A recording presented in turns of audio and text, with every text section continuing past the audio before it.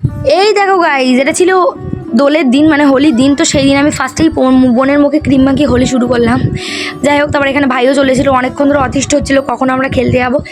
তো আমরা এখনও বাচ্চাদের মতো খেলি গাইজ। আর এই রঙগুলো দেখে বুঝতেই পারছো, এটা ছিল বোনের তৈরি করা সেই আবির, যেটা তোমাদেরকে আগে আমি ভিডিওতে শেয়ার করে ফেলেছি। তো তারপরে এখানে দেখো আমি মোটামুটি সব কিছু দিয়ে এখানে রেডি করে রাখলাম। আর এখানে দেখো আমাদের যে কালারিং আবিরগুলো আমরা এনেছিলাম সেইগুলো আমি থালাতে প্লেটে সাজিয়ে নিলাম আর কি।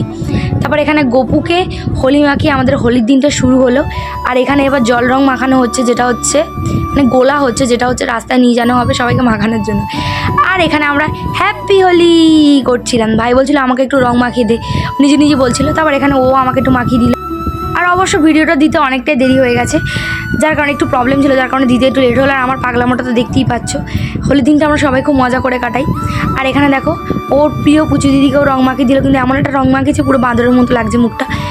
অবশ্য রং মাখলে সবার মুখটাই চেনাই যায় না। আর এখানে বেস্ট ফ্রেন্ড রং মাখামাখি করছে। আর এখানে আমি আমার বোনকে একটু রং মাখিয়ে দিচ্ছি, হ্যাপি হোলি। তো তারপরে এখানে দেখো ওকে একটু সাজিয়ে দিলাম, আর অনেক ফটোশ্যুটও করেছিলাম সেই দিন, আর অনেক মজা হয়েছিল আমাদের।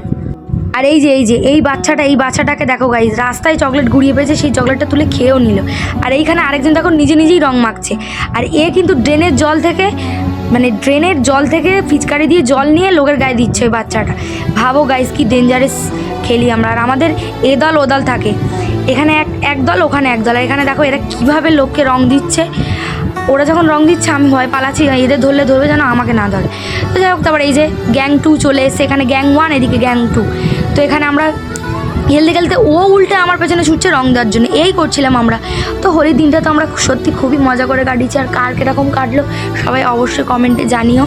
তো অনেক বেলা হয়ে গেছে, আমাদের রং খেলা শেষ হয় না। আর এখানে দেখা একটা পুচকি বাচ্চা চলে এসেছিলো আমাদের সাথে রং খেলতে।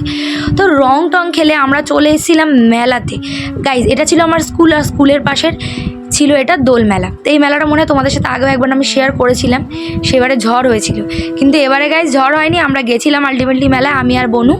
তো এখানে গলির পাশ দিয়ে অনেকগুলোই মানে মেলার দোকান। তারপর এখানে ঠাকুরকে দর্শন করে নিলাম। আর এখানে আমি অনেক বিকেল এসেছিলাম, তাই অনেক দোকান বসেনি, অনেক দোকান বসছিল, এরকম একটা ব্যাপার।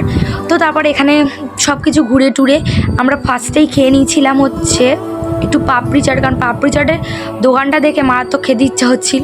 তো তারপরে আমরা দুজনে একটু পাপড়ি চাট খেয়েছিলাম, মুখে এত রং মেখেছিলাম, রং কিন্তু ওঠেনি গাইস।